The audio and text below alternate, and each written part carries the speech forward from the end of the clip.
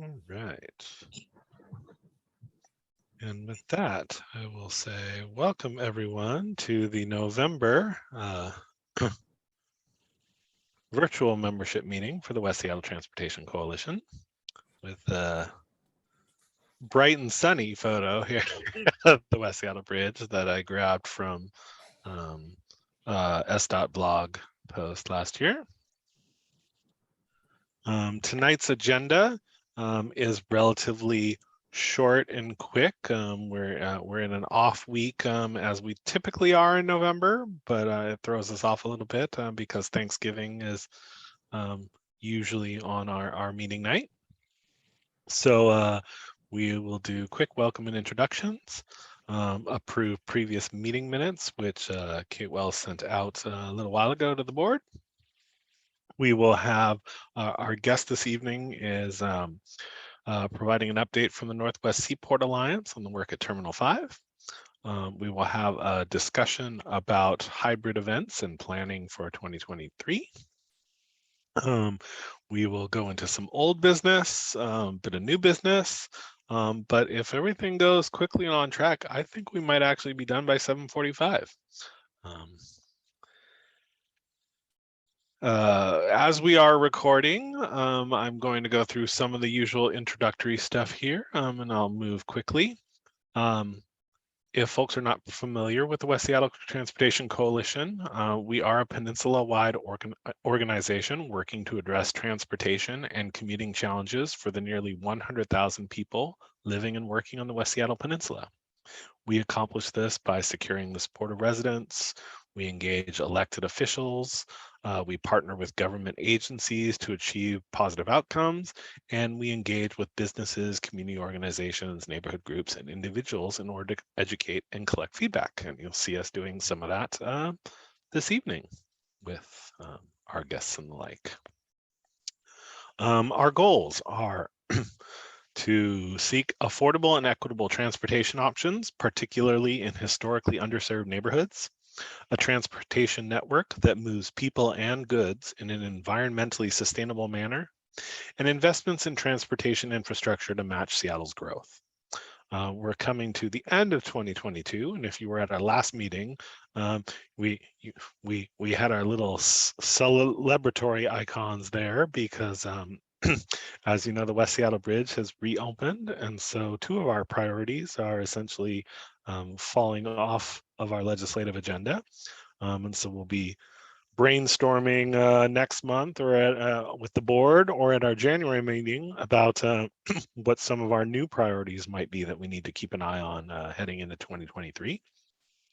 In the meanwhile, we continue to support Sound Transit 3 planning, education, and outreach. And we continue to monitor the SR 160 Fauntleroy Ferry Terminal Trestle and Span Replacement Project.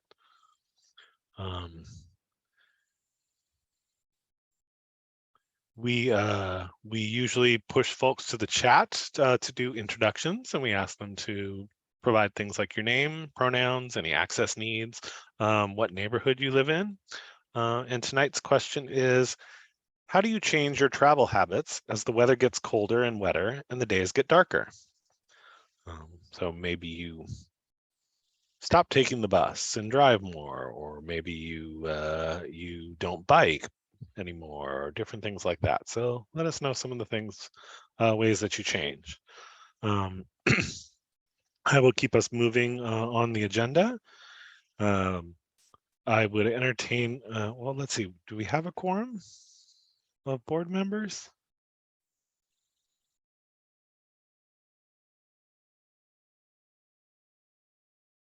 I see Kate. I think we do. Okay, good.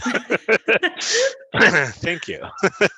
I would entertain a motion then to approve the previous meeting minutes from September. Second. Well, someone needs to move. Thank you. And Larry So second. move. All right. As folks know, we do post videos on YouTube, and actually with there's new handles things rolling out. So I believe that starting in December, I will be able to list a much prettier address that people can go to find us. So if any board members have thoughts about whether that should just be WSTC or something else, let me know. Hey, Michael. Yes. Sorry to interrupt, but we didn't actually vote on the minutes. I know. Okay. Okay. And folks can see videos on our Facebook page. So with that, we can vote on the motion to approve previous meeting minutes. All those in favor, please say aye. Aye. Aye. Any opposed? Anyone abstaining? All right, and with that, the motion carries. And with that, I will turn it over to our guest this evening, Kate Nolan, who's Manager of Communication and Outreach with the Northwest Seaport Alliance. If you'd like more information, you can visit their website, which is currently on the screen. And Kate, I will stop sharing so you can post your slides. Awesome, thank you. And I also have Curtis Dolliger with me here tonight. He is one of our project managers on the T5 project. So any really specific project questions, anything difficult, I will turn over to Kurt. And my apologies to those of you who are also at the District 1 Community Network meeting, because this is going to be a very similar presentation to you.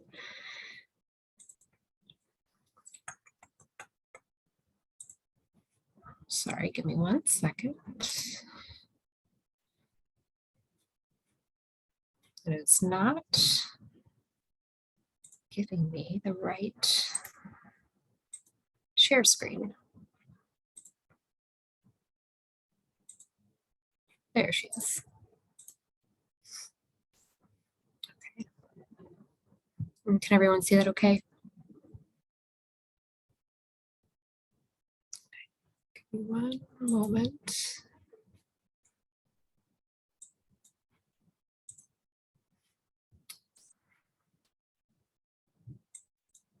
Sorry.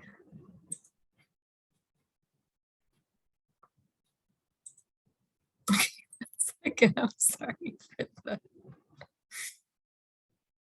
Okay.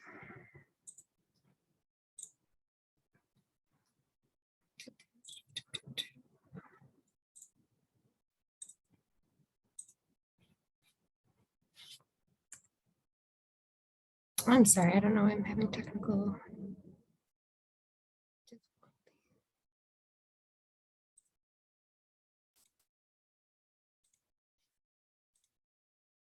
There she is.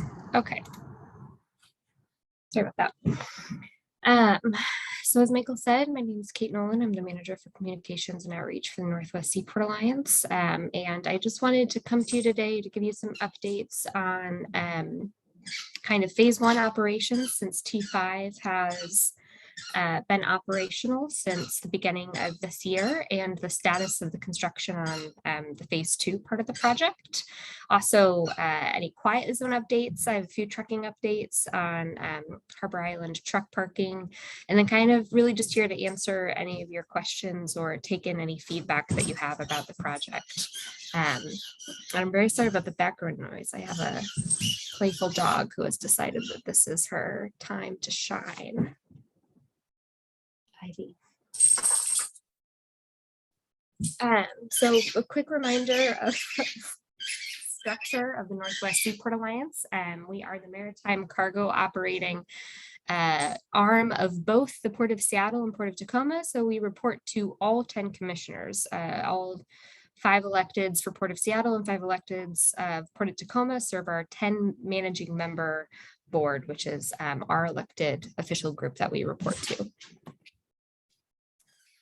Why we're give me 1 second.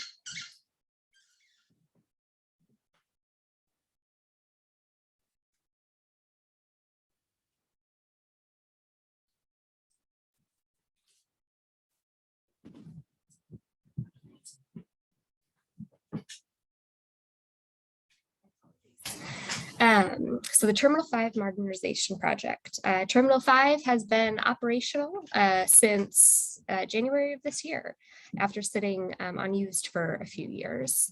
And so we have some stats for operation to date.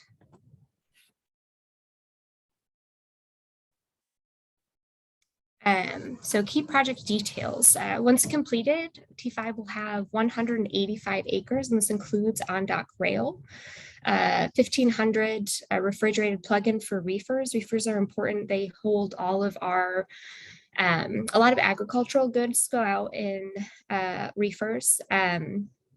We are a huge exporter of one of the things for refrigerated goods is potato products. So a lot of frozen potato products go out through our harbor, mostly destined for different countries in Asia. So reefers and having the capacity to make sure that we can do cold storage for ag goods is important to our farmers and those who produce the goods that need to go in them. Shore power design, both berths will be shore power capable once construction is complete. The cranes at T5 are the largest on the West Coast and some of the newest as well.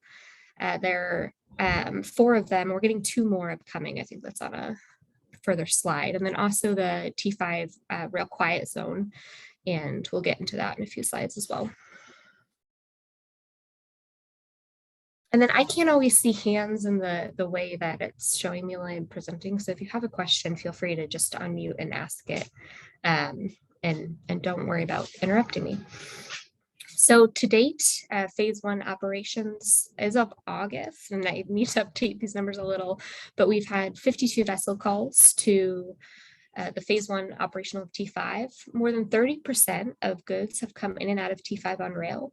That's an important number for us because any amount of cargo that can go out on rail saves trucks from making that effort. And one full train can be about 200 trucks not coming in and out of the terminal.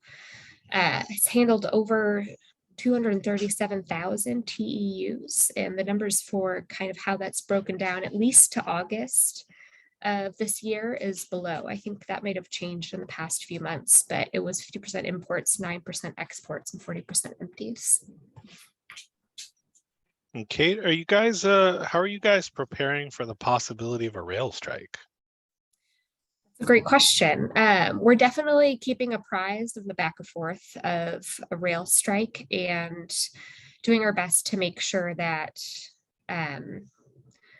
you know, our operations are as protected as possible, but a rail strike would have significant impacts, and I think all ports across the West Coast. So we're paying close attention to it. But somebody from our operational team would probably have a better answer on exactly kind of what strategies we can employ to make sure that our operations run as smoothly as possible in the event of one. But hopefully they reach an agreement, and that is not a reality that we have to face. For this slide, it just kind of shows some of the major aspects of the project. So dock upgrades kind of covers all of those things I talked about with the shore power design and just the general kind of construction and rebuild of that whole part of the terminal. I'm not going to talk a lot about this slide, but if you have any questions on some of this project specifics, feel free to ask. So some different components of what we have completed and what's kind of new and upcoming. Phase 1 operational, we've said a few times. The North Marine building has been completed. Those are the buildings where Longshore kind of hangs out, has their lunch, is able to store stuff on terminal. The clean truck program, so all trucks that serve 25 or 2007 or newer, all trucks that serve all of our international terminals are 2007 or newer. That was instituted in, I believe, 2019. I'm going to say that's the year. That's important because the difference between 2006 emissions from trucks in the 2007 year is significant. It's 85–90%.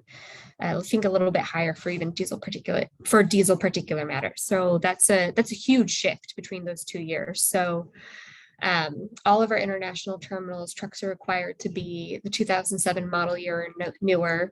And coming in 2025, we will have that same requirement for domestic terminals as well. We don't think that there's that many trucks out there that are still older than a 2007 model year, but starting in 2025, any that are will be required to be that 2007 year or newer. Upcoming stormwater completion and construction of phase 2 stormwater. I believe phase 1 stormwater is slated to be completed before the end of this year. We have gone out to bid with the South Marine building, which will be for the south berth for Longshore. And then we are on track to have the quiet zone work out to bid before the end of the year.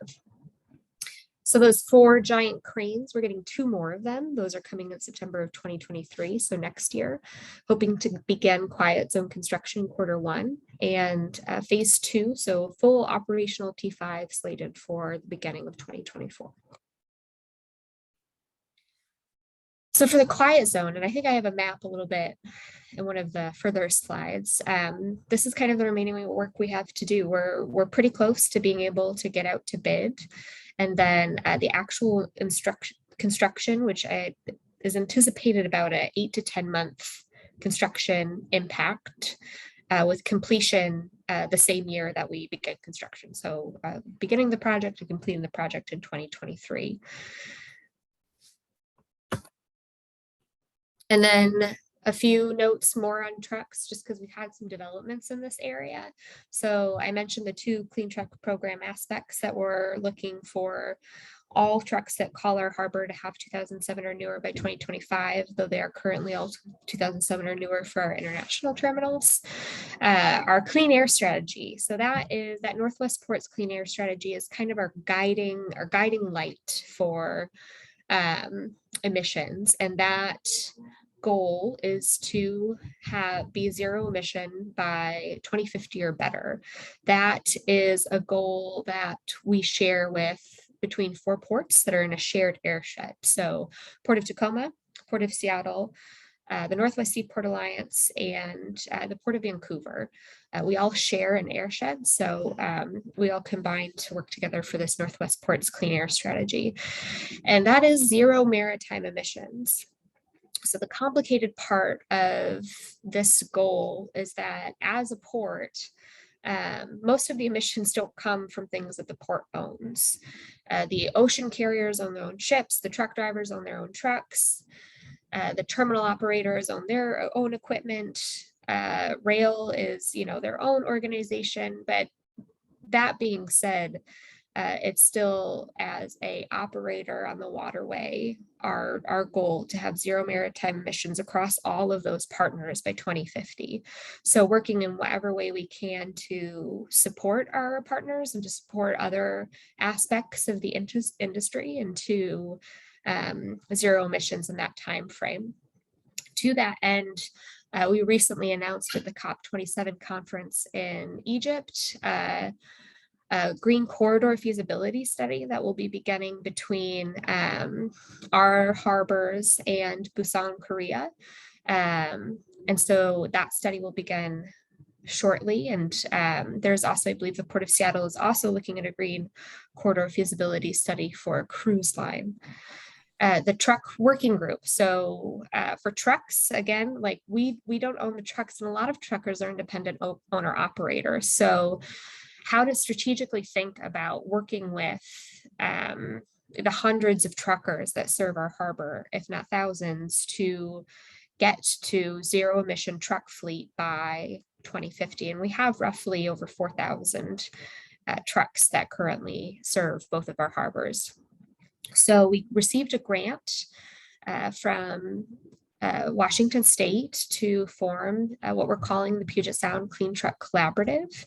And the goal of this collaborative will be to work with all of the partners within the trucking industry. So the trucker drivers themselves, the logistics companies who plan out the trucking, the companies who are developing the technology around zero emission trucks, infrastructure companies, power, Seattle City Light or Tacoma Power, whoever will need to be planning the grid to be able to take on that extra zero emission capacity when for the trucks that are electric, and bring them all to the table to figure out a working strategy to make sure that we're transitioning that entire fleet to zero emissions by 2050 or better.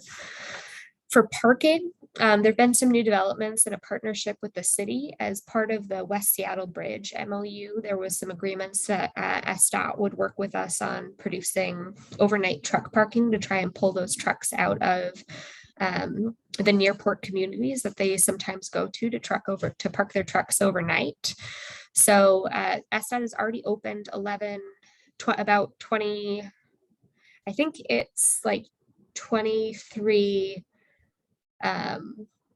truck spots and an additional like 13 regular vehicle spots. Standard vehicle, regular vehicle, I'm not sure, normal sized. On 11th Ave Southwest, and they are about to begin striping on around 80 overnight truck spaces on 13th Ave Southwest, and those should hopefully be ready early next year. I think their plan is to start striping the first weekend in December, so weather permitting, and so hopefully before the end of the year we have those additional 80 spots on 13th Ave Southwest on Harbor Island. And then from the Seaport perspective, we're looking at Terminal 25 South, which is currently where we have the free truck parking lot, but there's some expansion opportunity around that. And so we have a consultant looking at different alternatives for expanding the parking and refinishing that lot, also kind of making it more secure for the drivers, making it safer, installing some resources they can use, and also given the zero emission goal that we have, having to rethink about how we would typically think of truck parking and think of what type of infrastructure we need to serve the different types of potential models there will be for zero emission trucks. And then that's it. That's all for me. And then I have a couple of maps of the quiet zone that I can leave up if you have specific questions about that, or I can go back to another slide. But that's all I had for you today. All right. Well, thank you. I know another question that came up for me. I've seen some scuttlebutt about some problems with getting everybody on board for shore power. Can you talk a little bit more about what's the holdup there? Yeah, so for Terminal 5, there is an agreement in place to have longshore. I'll talk about what we're going to do for Terminal 5, and then I can talk about what we're going to do, what is happening on kind of the national stage. So for Terminal 5, this is new. The shore power system is new, so we're just getting it operational. The first time we tried to operate it, there was a mechanical error that has now been sorted out across the partners using coordination from the terminal operator and the marine carrier.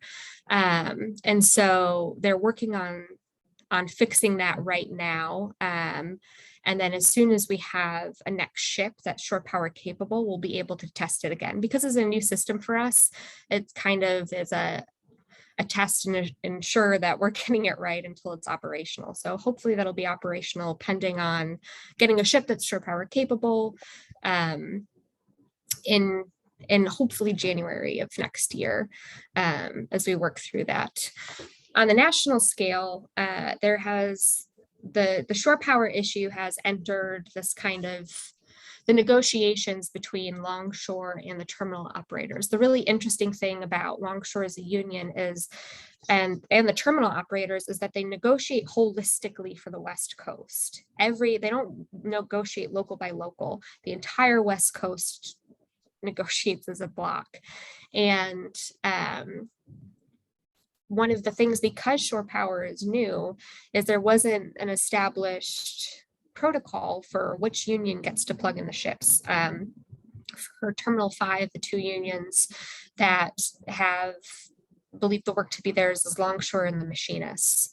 And so this has become a central point to the negotiations with the terminal operators, which that negotiation is ongoing. So how that gets resolved, or if this issue remains a point of that negotiation, it's interesting to see. I mean, I'm watching the media as closely as you guys are. So just curious to see how that evolves. But for now, our terminal operator has worked out a solution. It's just, this is our first go at shore power. So making sure we're getting it right and operational. So shore power was expected from a ship in October. So it's somebody, like, we tried to plug it in and something broke. That was essentially our first test run. I mean, we had not plugged it in before. So that was our first test run. And when you test something, sometimes you find out it doesn't work. So, there's an error. So I think it's like the way the software was communicating, but I'm, as is probably obvious from the way I'm talking about it, not an engineer. So what the actual issue was, I believe we have a resolution, and now it's just kind of actually making the fix and then waiting until the next ship that shore power be capable, and then doing the whole test again. And hopefully we don't need to make more changes. And even with the union discrepancy, there's an agreement that somebody's allowed to plug in the ship for testing. Yeah, in place for Terminal 5, there are agreements in place for ships to plug in. So even post testing, shore power capable ships will be plugging in at T5. Are any of the other terminals, do they have shore power? Yeah, great question. So we have just begun construction on shore power capability on Husky, and we are in the planning phases for shore power on T18. So our plan is to have, I believe, all international terminal shore power by 2050, but it is Husky is the one that is in construction right now, and then T18, which is our largest container terminal, is in design. And how about the cruise ship terminals? So those are Port of Seattle. So I don't know. I believe that those are shore power capable, some of them. But not your jurisdiction.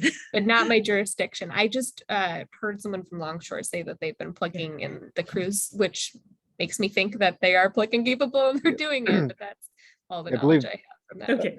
I believe the cruise terminal up at Terminal 91 is shore power capable, but the one at Pier 66 is not yet. But it's in planning stages to get power to it.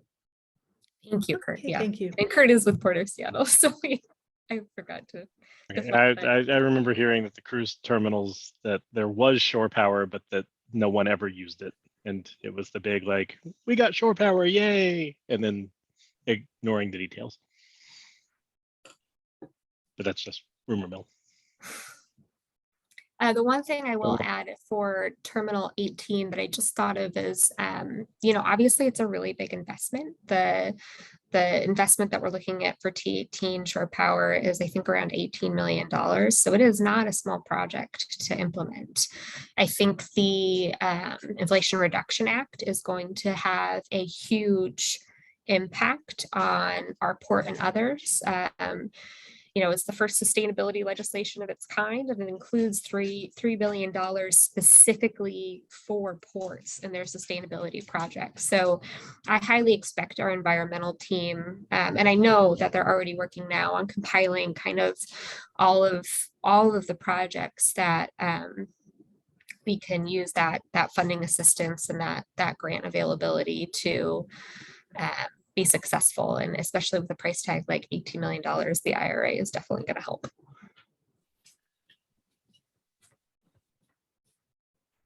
So tell us more about where we are with the railroad quiet zone here on T5. Yeah, I do get a talk. Okay. Yeah. You know what, Kurt, I'm just going to turn that right to you. Oh, thank you. So this project is funded by the Port of Seattle, or the Northwest Seaport Alliance, and is being designed by the City of Seattle, and City of Seattle will provide the construction oversight.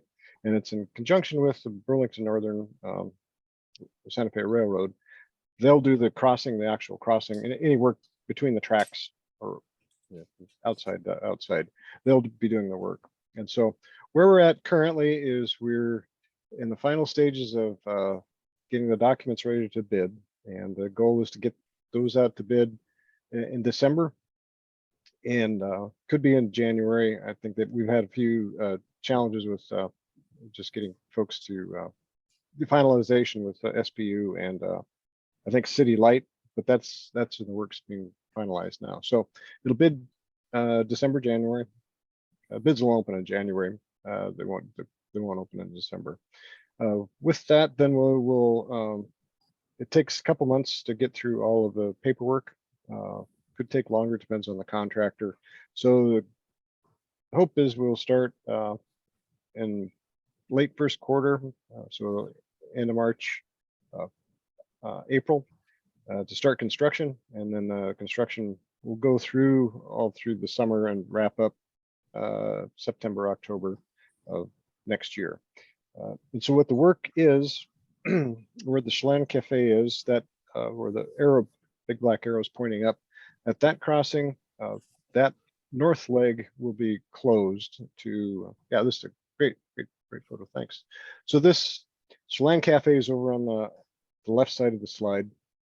So that current crossing, you cannot go north off of West Marginal Way now. The city closed that with all the challenges we had with the high bridge being out and all the traffic on West Marginal Way. So they shut the north turn off of that so the traffic could get through the light if there was a train there.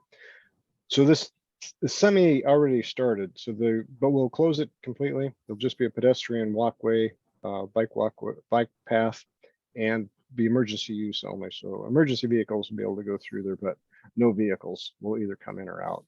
And then there's also a crossing roughly where it says West Marginal Way, where that off ramp comes off of the high bridge, I believe.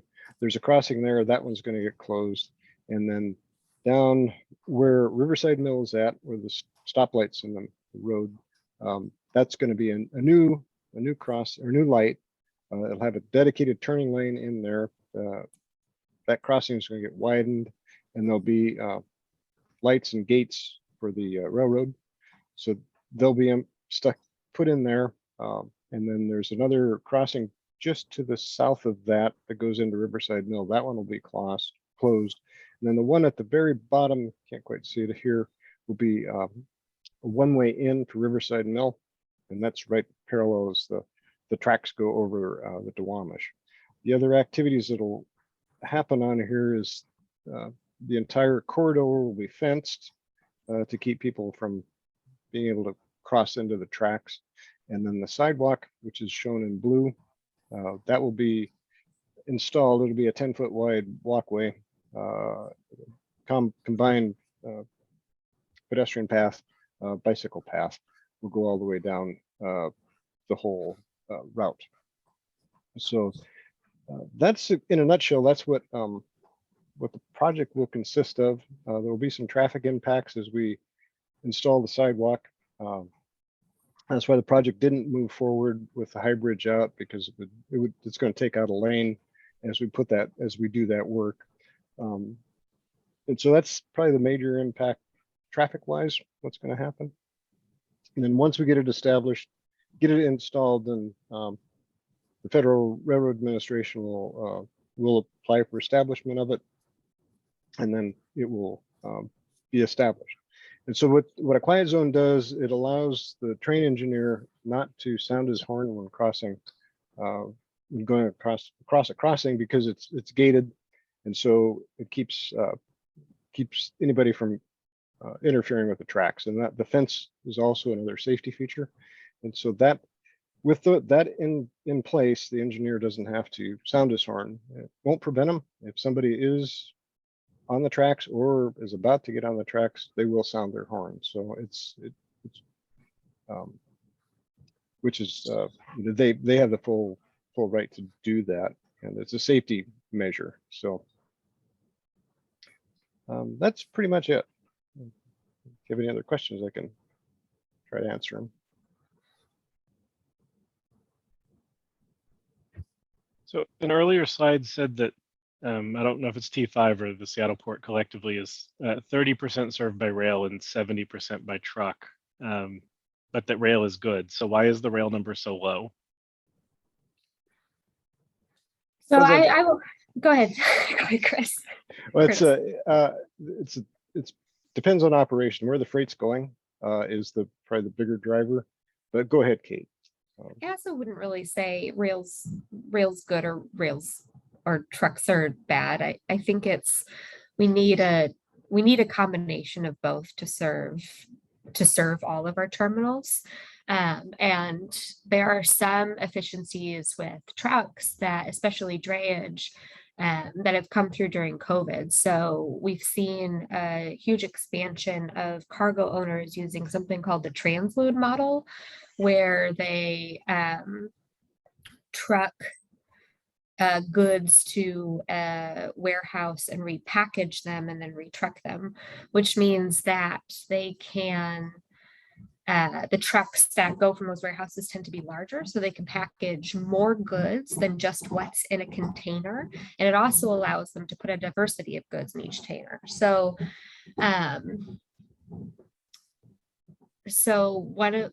I have a really bad example for this, and I heard of somebody say a good one. I'm trying to remember the good one, so you don't have to suffer from my bad one.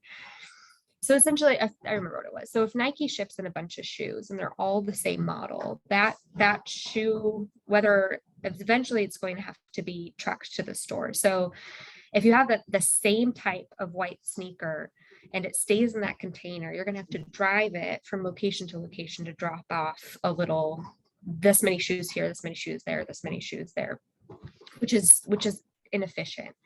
But if they can truck those a short distance to like a warehouse and repackage that, so there's the white shoes and the blue shoes and the red shoes, and just that one truck can then just go to one location with a variety of goods, it's a more efficient system, and you're driving the goods and you're not driving them as far around. And that's a very rough and not entirely accurate representation of that model. But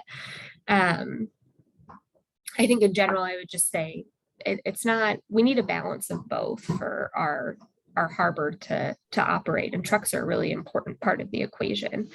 It's just they take up a little bit more space than rail. So it's also that 30%. We thought that we would be at 0 for a while as T5 got up and operational. So we're 30% above where we thought we would be. So that's an important number in that regards. Okay. So what % reduction in horn soundings do you expect in the quiet zone versus today? Well, currently there's 5 crossings that they go through. So conceivably, every time a train goes through, they have to sound their horn at each crossing, or so that's 5. So if everything's all operational, they don't have to sound their horn at all. So it's hard to say. Huge, but big. It can be. It can Okay. be, yeah. Can be. Okay. I certainly know there are folks who are hoping that this will be successful, and then we can start leaning on some of the folks further south to take steps to maybe expand the quiet zone further along. So we're fingers crossed that this is all going to go really well. Yeah, are and there I guess so, other Curtis, questions? you said that the Federal Railroad Administration was involved at the last step. Is that them signing off on the engineers not needing to use the horn? Well, it establishes the quiet zone. So the railroad is a big entity, and it's full of a lot of processes. And so the application first started with the FRA, and so you do a site tour out there, a site trip, a site walk with the FRA, saying this is what we're planning on doing and this is that. So they bless it at the beginning, say, okay, you can go ahead and do that. And then at the end, you submit your application, say we've done these things. And so they look at it and say, okay, that's good. And so then they tell the railroad, this is an official quiet zone. So that gives them the ability or the to not sound the horn, right? So that's, remember, it's all safety features. So I think part of it boils down to liability. So if it's all agreed that this is all an official quiet zone where the horn doesn't have to be sounded unless it's emergency, then it codifies it within federal regulations and the railroads. So it's that's the, I think, bigger thing is just following through all those processes. Thank you. So I had one question about the quiet zone construction. This will impact bikes going from the Alki Trail through, so I hope that they will be, their path will be preserved through construction. And it's going out to bid to a contractor, but SDOT is in charge of or like overseeing the construction? Yes, this is be a typical city of Seattle Okay, project. So okay, they'll- great. Yeah.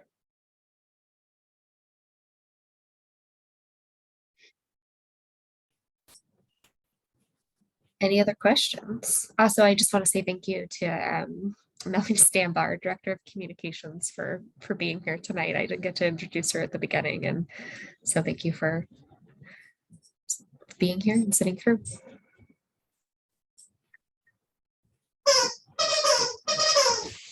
All right. Well, unless Happy there are to. other questions, we'll thank our guests and let you get to your families or your dinners or whatever it is that you need to Your get to. noisy dog. Your, Sorry. your dog that wants attention. Yes. Okay. Well, thank you. Yeah. Thanks all Thank for having you. us. Okay, thanks a lot. We love to have you anytime. So. Okay. All right. Take care. And I will get us back to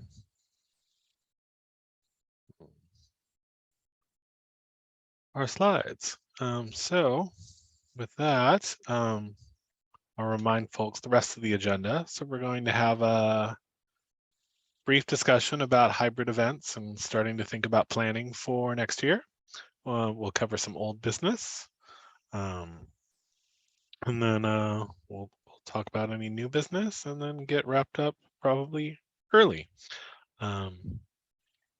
So let's talk hybrid events. So we've been pushing and planning and hoping that we can start our January at our January meeting and with our 2023 cycle of meetings, finding a location to have to hold some in-person that'll accommodate our hybrid broadcasts. And I believe Larry has some more information to share for us.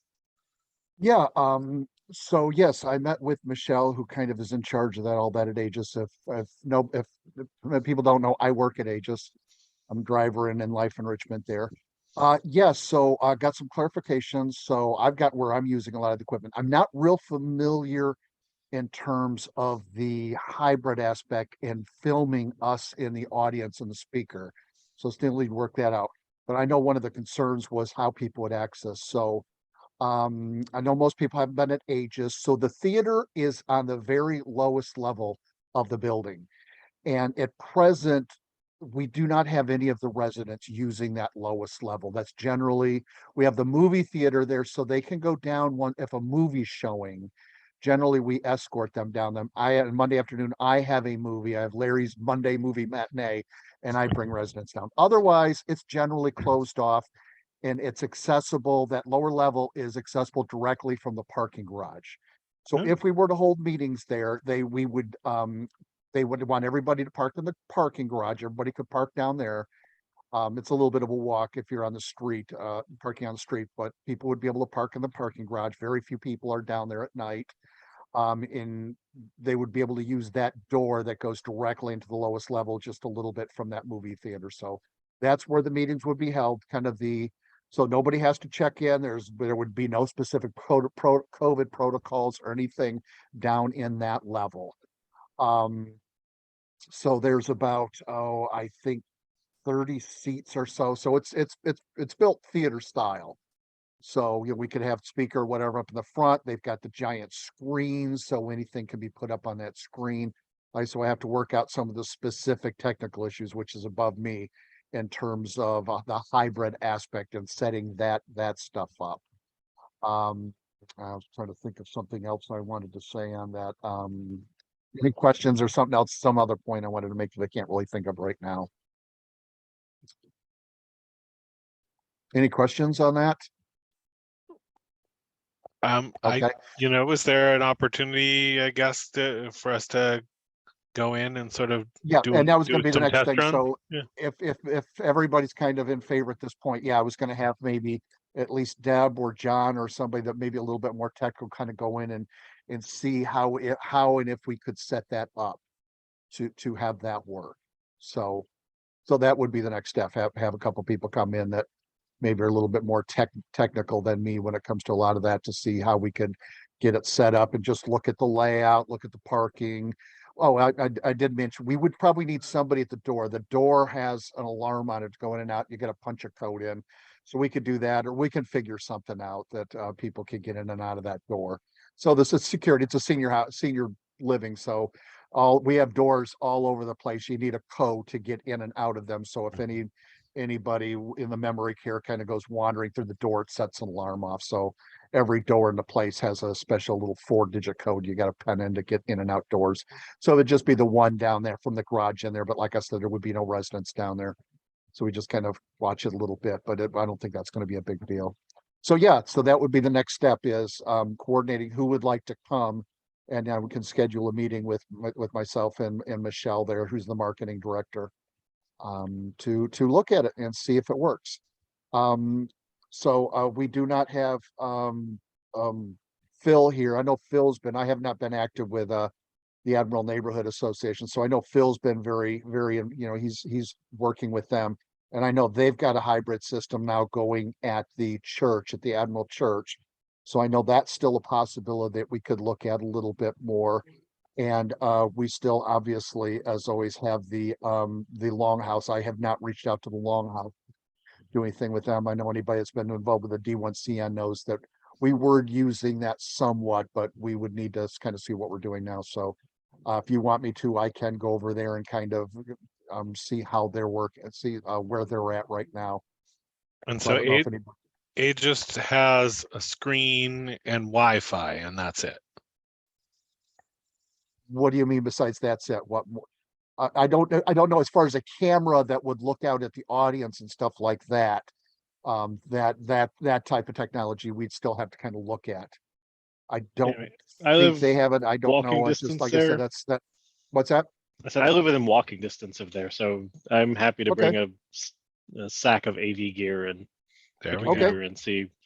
Jeremy, if you'd like to, We can- I'm there every Tuesday, Wednesday, Thursday. I can go in any other time. So anytime you'd want to go over, we can go over there, be it nighttime or whatever. If anytime you'd like to go over there, I'm just a few blocks away myself. So yeah, if you want to come over and you're real techie, then you and I can look at it and we can see what we can do. All right, We well, Yeah, wanna anytime you'd sync like up to on do it, email. I'm game. Do we want to set up Wednesday, Thursday night or something? If more people are interested, we can definitely organize something. All Wednesday nights, Thursday nights, Tuesday nights. Yeah. All three of We those got work for me. Thanksgiving. We got Thanksgiving next week, right? Yeah. So Yeah. Now, I do have a couple messages from John in my chat that the neighborhood house has the benefits of being central and it has better transit service and accessibility. Yeah, there is a bus stop right across from the Aegis. I just Yeah. don't think it gets buses. and that's the thing I forgot that I wanted to mention. Yeah, there's a bus stop Yeah. right in front of the Aegis. Yeah, I know, yeah, the Now- neighborhood house is more central within West Seattle. yeah, Admiral, Aegis is more to the northern extreme of the peninsula, obviously. but so is our board. But I like the idea of the neighborhood house, having that direct entry without the code that you have to punch in. I mean, it's not a deal breaker or anything, but it causes a little problem when somebody shows up late for a meeting and somebody has to go let them in. I mean, I haven't been over there recently. Actually, it's funny. We had a work event there this morning, a hybrid event. Oh, but I did not go to, I did not, and I thought about going to check it out for various communications reasons, but I needed to be in the office. And so I will have to ask my colleagues how that went, because maybe they've made some improvements post-COVID now, but certainly our experience, I just think our experience when we were there before is just Yeah. too spotty and difficult, and we just couldn't count on things to always be working. Yeah, the slide projector situation was bad. The Wi-Fi was often not Oh, available. was it? Oh, Yeah. okay. I didn't know that part. But like I said, I'll see what my colleagues thought. And in fact, Yeah. the event will be recorded, so I can always share that around with folks once it gets uploaded, and we can see how it comes across to people not in person.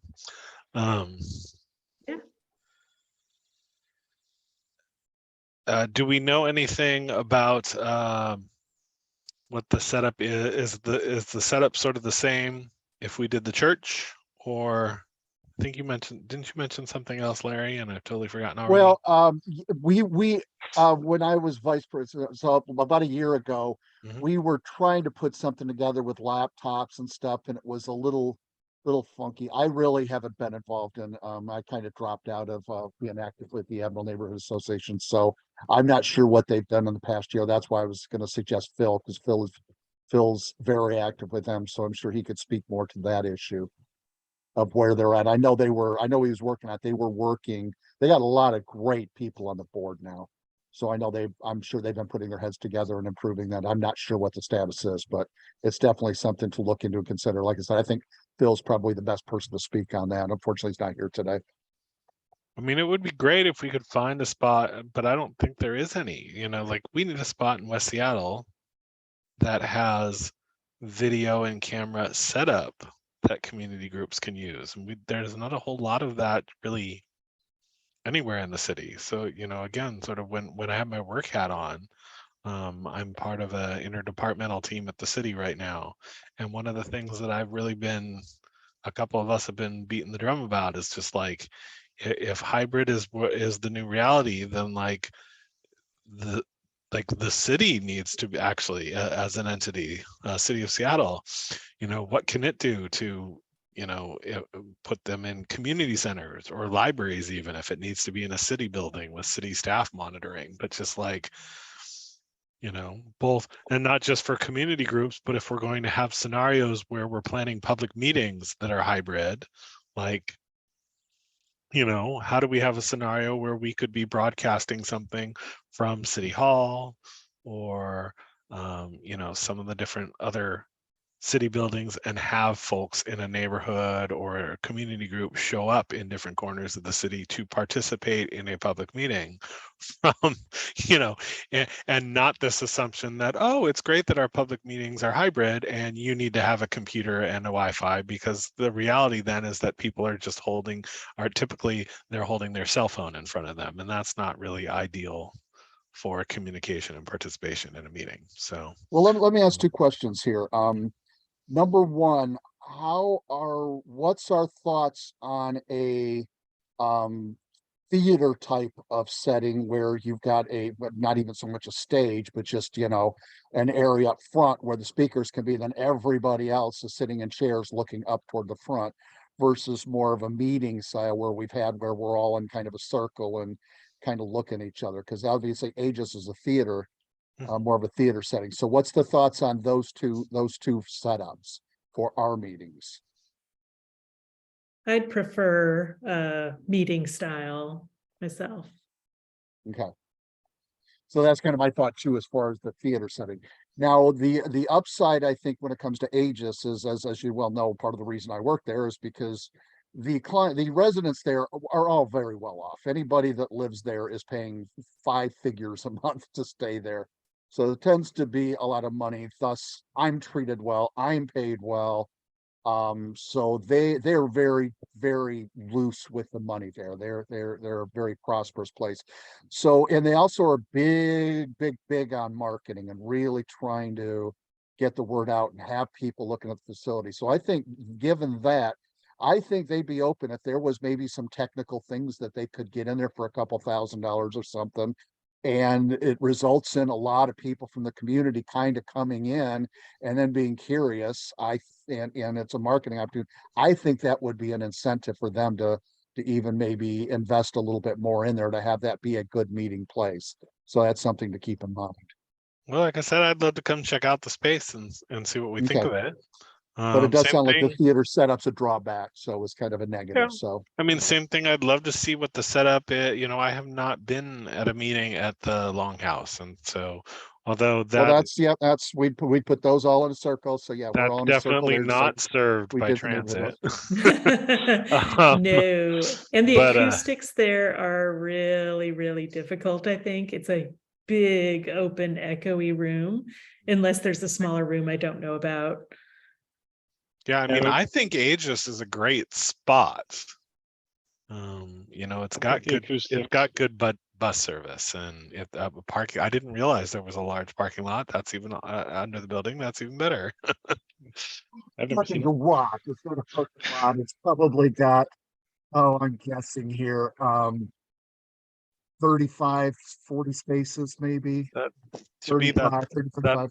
that's a lot from my perspective. Okay, and then obviously then there's some street parking as well, so. Yeah, when we did the meeting at the Legion, I think acoustics was the hardest part of hybridizing that one.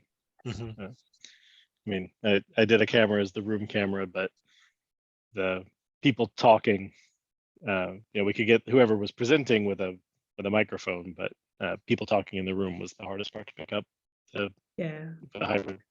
The meeting I attended at the Longhouse, I could barely even hear the person speaking in the microphone when I was in the room, so. How long ago was that, Kate? It was pre-pandemic, so it's been a Okay, so, while. okay, so yeah, same as me, okay. Yeah, I have not been there since the pandemic. We used to have our Yeah. D1C, all our D1CN meetings were there. John, we didn't claim Admiral had bus service. I claimed that next to Aegis was a bus stop. Yeah, I didn't. I understand why Admiral is not happy with their bus service, particularly if you're north into the neighborhood. But Aegis is right there, pretty close to the main intersection. Yeah, Yeah, it's the so- 50 and the Yeah, 128. so you've got the 50, you've got the 128, you got the 56 that goes by. Like, Well, the 128's just on California, isn't it? 128 The does not come down 128, that. the 128 goes, no, but it gets you really close. With a bit of a but- hill there, so it's. Yeah, I mean, but at least- because I live right at California and Admiral, and I don't like doing the walk to Admiral to the Aegis. It's a little distant. You got a hill there, so it's. Yeah, I don't think people on the 128 would be too excited about walking. I live there. on a That's- 45-degree road down to Alki Beach, so the hill between Aegis and California is that's flat as far as I'm concerned. Okay. But yeah, if you're Yeah. wheelchair, then that's landing at California and coming the extra blocks is not nice.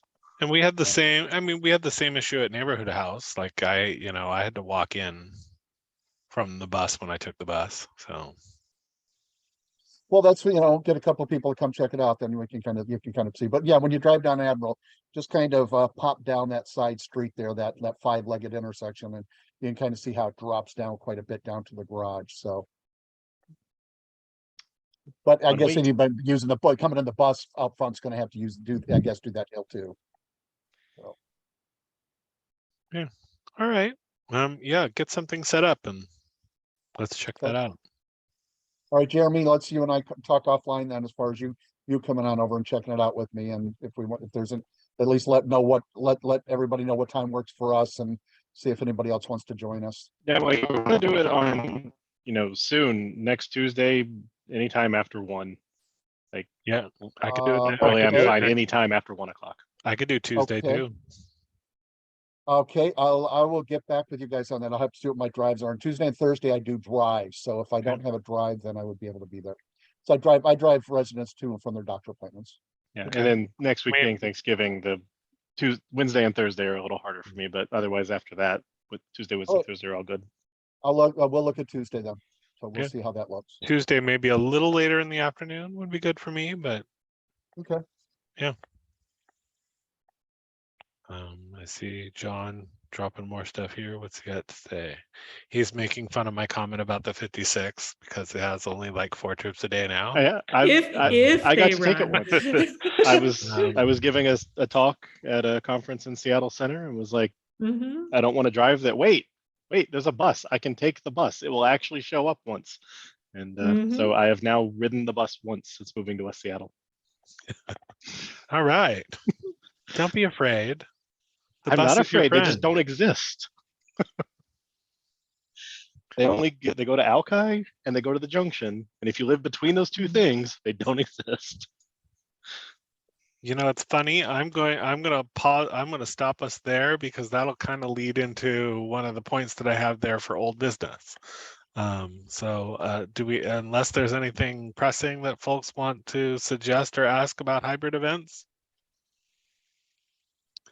Again, we're aiming for January, so we have And we some don't have to time, but commit not a lot of time. forever. Yes. Speaking of buses, so looking at old business, well, reminder, mostly for the recording or anybody who's paying attention on Facebook, with our new bi-monthly meeting schedule this year, that means our next meeting, our next membership meeting will be in January.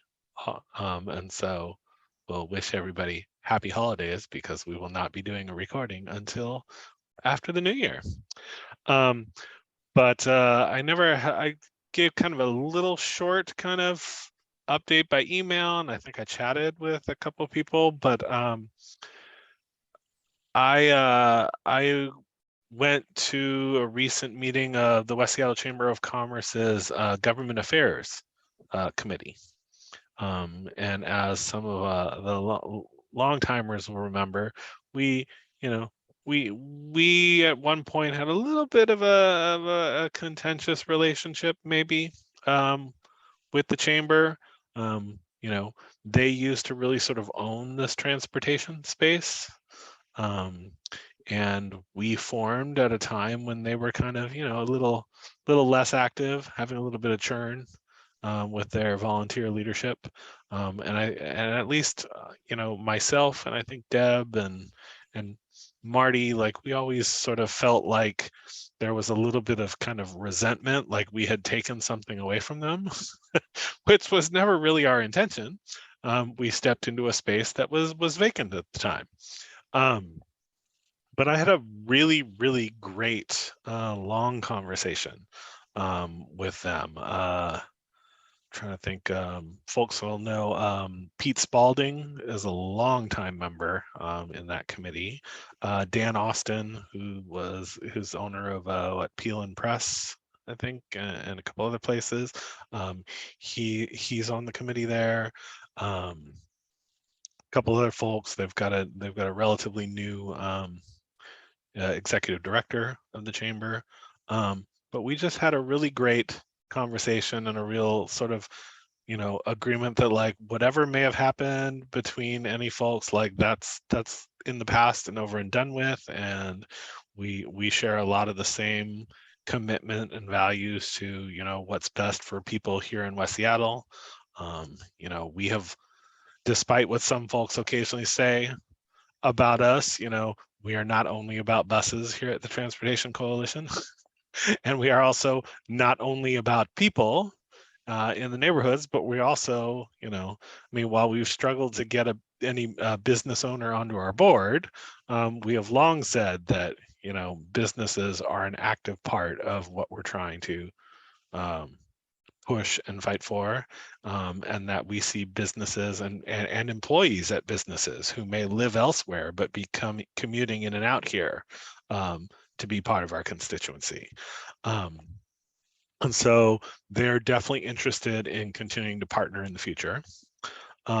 One specific thing we talked about, they are having some similar frustrations with wanting to improve bus service and this sort of constant thing where like Metro comes and like, here's these changes we're going to do. And they said, well, we're not sure that's a good thing. Oh, well, you know, but this planning started like a year ago or 2 years ago. And I laughed and I said, why, yes, we've had that problem where we keep saying, we would love to do something. And they said, no, you got to start planning. And we're like, great, can we start planning now to be ready in 2 years? And they're like, oh, no, we're not ready for that. And we keep going in this back and forth. And so I think this is sort of a proposed thing where maybe together we can all start to lean on Metro a little bit more to say, we want you to come and do some community planning now for how we, you know, for looking at our bus routes and how we might improve them. And so more news on that. I'm happy to continue occasionally meeting with them, but if anybody is already involved with the chamber or wants to become involved with the chamber and would like to be sort of our liaison there, I am more than happy to let someone else do that.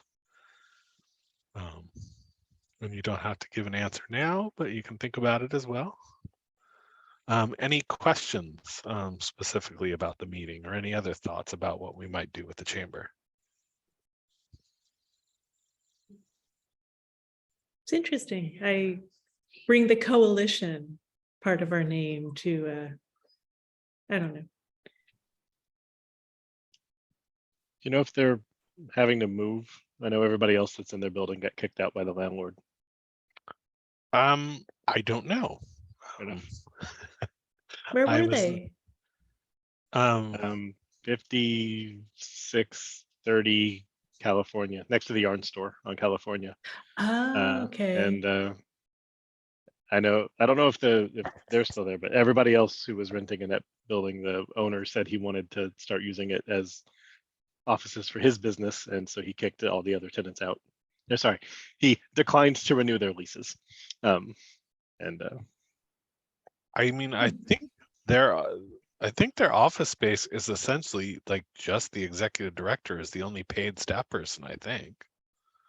I might be wrong on that, but at any rate, we were meeting in that building, and we were meeting at the senior center. So fair enough. Just saw that partnering with them. It's like, just wonder where they're even going to be. So.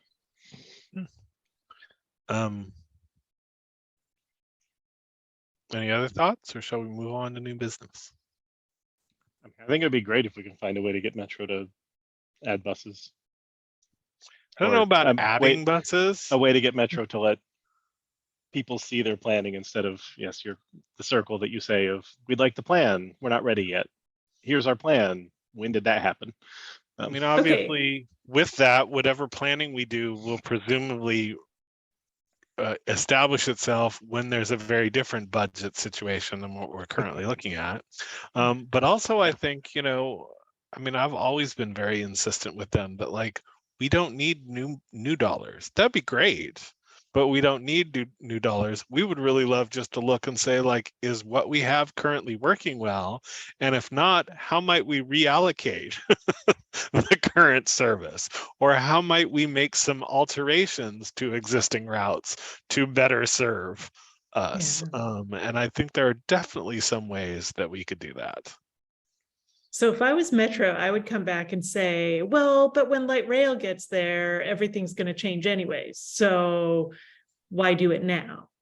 But at the same time, maybe now is the best time to do it because we could, in 2 years, we could have better bus service until light rail gets here and changes everything again. I would be surprised if we get that kind of pushback right now. Because I mean, that's so far off at this point. Getting farther, yes. Yeah, possibly getting farther. Yeah, I mean, we're looking at what, at least 14 years before that kind of complete bus overhaul is in play. So I would think if we can't get something in the next 2-3 years that could potentially be around for 10 years. And maybe frame it there's less of a rush hour commute these days, right? So Metro kind of needs to rethink a lot of their service anyways. I mean, I think there's lots that we can pitch. Yeah. Yeah, I mean, but on that one, they'll say, oh, well, let's wait 2 more years to figure out if people go back to doing classic 8 to 5. And then we can say the 56 running 4 trips a day is good enough. Yeah, well, and again, I mean, John's making some comments there in the chat where It's hard to hear over the swimming pool, I think. he doesn't think he doesn't think Metro's particularly inclined to do anything. Oh, probably. You know, I mean, again, I don't think we're looking to do significant changes. You know, the 120 is going to convert to rapid ride, so that route's not changing. The C is rapid ride, so that's not, you know, they're not going to pull service away from that or do something radical to that. So that gives us sort of our 2 backbones right there. Yeah. But I think there's some real questions to sort of ask, like, you know, is the 128 running the routing that it should be or not? Is Can the we serve Beach Yeah. Drive? Yeah, what's the 50 doing? You know, there's long been talk about, could we have a better circulation around the neighborhood? And so I think there are ways to look at, you know, we have this sort of stunted legacy service that runs a few trips on the 56 and runs, you know, and Beach Drive went away and the 57 went away, and then the 21's pretty robust, but the 22 has never fully come back. And so should we just, you know, can we get the community together to perhaps agree that we're just going to kill those routes and then reuse those hours in a different way? I mean, I think as someone who used to be very wonky on bus planning and used to love hanging out with people like Jack Wisner, I think we could come up with some better things if we get the engineers into a room with us.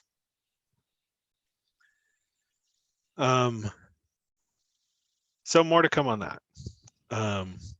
Keeping us moving forward, new business.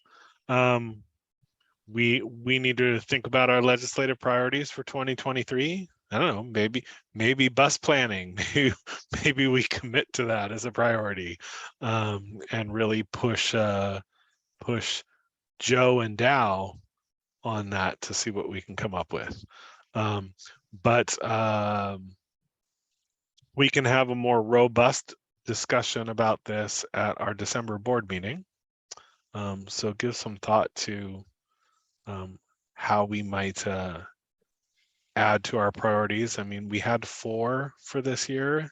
That kind of seems like a pretty good number to me, in which case we would need to come up with at least 2 new priorities.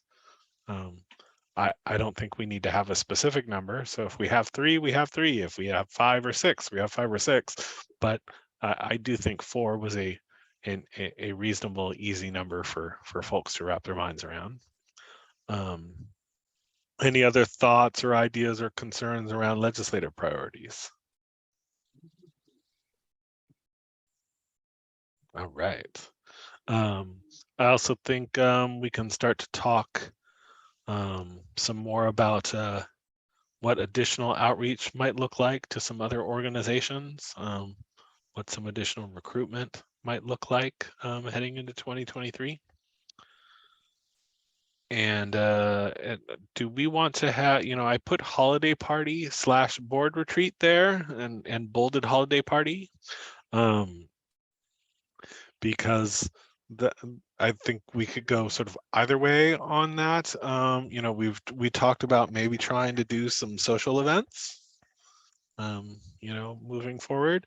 You know, do we want to have some sort of like West Seattle Transportation Coalition holiday party? you know, and I'm not looking as I imagine John starts to be like, why are we wasting our time and getting and doing things? I'm again not imagining that we plan a whole big fancy thing. I'm just imagining, like, do we put out to our list like, hey, join us at, you know, such and such brew pub. Folks are going to be hanging out, and maybe we'll have a couple of shirts to give away, or, you know, print up a few mugs or something with the logo. But very, very low key, and whoever shows up, and we have wonky fun discussions about transportation. I know Kate and I have had fun at Ounces Pub, so that's always a good place to go. And so what do people think about, do we want to have like a general invite people, or do we want to just maybe get together as a board and do something? I feel like we should have some kind of board meeting before we really hit the new year, just to maybe get our roles straightened out and, you know, a few meetings planned out into the new year, that kind of thing. But I'm not opposed to an additional social thing or an hour of board business before the start time for the social thing. Combo deal? That sounds good to me. I mean, right now our board meeting would be on Thursday, the 22nd of December, with Christmas being that Sunday. I don't know if people are heading out of town and going lots of places or not. No, I'm just gonna be starting to cook. So we can easily do our board meeting.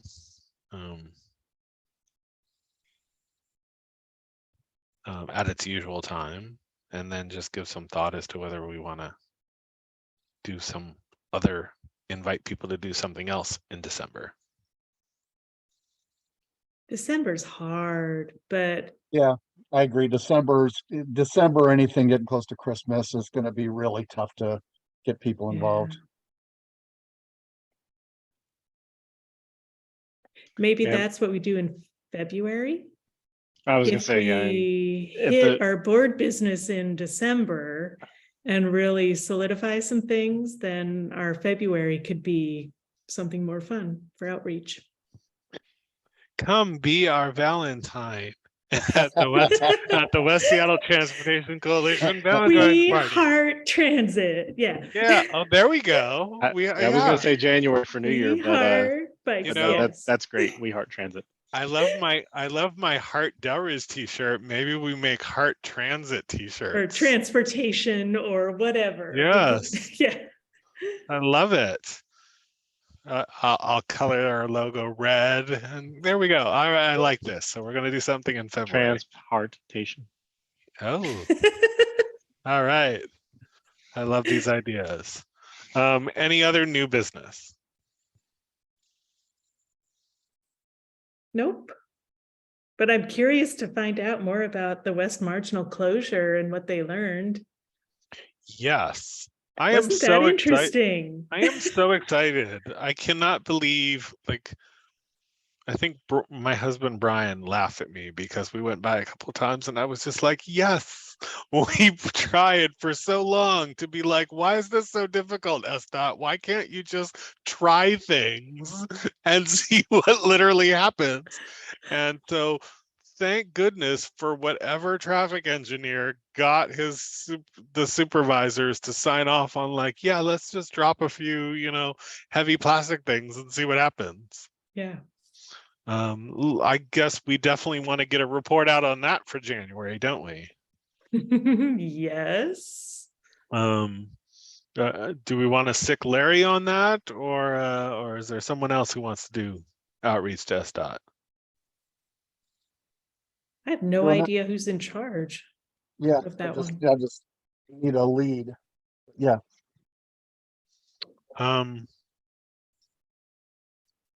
I mean, I can check with, I generally just put all of my requests through Madison Lincolnmeyer. Yeah, I mean, that's the easiest thing. Let's just email Madison and she'll get us connected to whoever it is. But yeah, let's put, so Kate, you want to send that email then? I could do that. Yeah, so we're looking for January to get a report out on how that's, what data did they get, and how, what are they going to do? Feel free to CC me on that, if you'd like me involved in that. Okay. Awesome. Look at that. We're already planning our folks for January. I also know, it'll be in our board meeting notes. You know, I never, unless it got lost in my email somewhere, I never heard back from the Reconnect folks. So actually that might be something you could do, Larry. Didn't they come speak at D1CN? Okay, yeah, I'll reach out. Yeah, like if we could get the Reconnect South Park folks in January as well, that would be nice, just to like tell us what they want and how can we help. Okay. And then, you know, going into next year is also politically is going to be interesting. You know, we're West Seattle Transportation Coalition, but we've always talked about sort of the corridor extending to downtown. You know, we've gotten a little more involved with South Park once they became part of District 1. And if folks don't pay attention to wonky redistricting things, District 1 is growing, and we are now going to include Georgetown. And we're going to actually it stretches all the way up through Soto. And I forget, I was looking at exactly where the street is. It actually, I believe we stretch all the way up, like I think it's borders along, I think it's 4th Avenue and up to Cherry or Columbia. So we actually take in like the Smith Tower and a couple of things. Yeah. So it will be somewhat interesting to see who might challenge Lisa Herbold for her seat, coming from new areas. But I also just think in general, there's also a lot of potential interest now, as folks sort of think of themselves as part of District 1 and more part of like what's going on in West Seattle, that it may change sort of some of our business interest and some of our concerns about like Vision Zero and pedestrian and bicycle safety in Soto. Freight. Yeah, I think there's a lot of potential interesting things that people who before would be like, who is West Seattle? Why are you bothering me? Why would I talk to you? Or something, and be like, oh, I understand why you want to talk to me now. So it's going to be curious to see what happens. Yeah, I do not. John asked, do we know how Lisa feels about running again? I'm very curious about that too. I don't. I've been meaning to ask her if she's planning to run again. I figured I'd wait until after crazy budget season. But I'm somewhat curious myself. I'm personally interested if she's not running, but that's beside the point. A lot of us are, yeah. So yeah, we'll see what happens. Are you saying you know of somebody else that wants to throw their hat in the ring there, Michael? Is that what you're saying? Oh no, I'm saying I'm personally interested if she's not running. That's what I was getting at. Okay. Okay. I was trying to be a little vague there. Okay.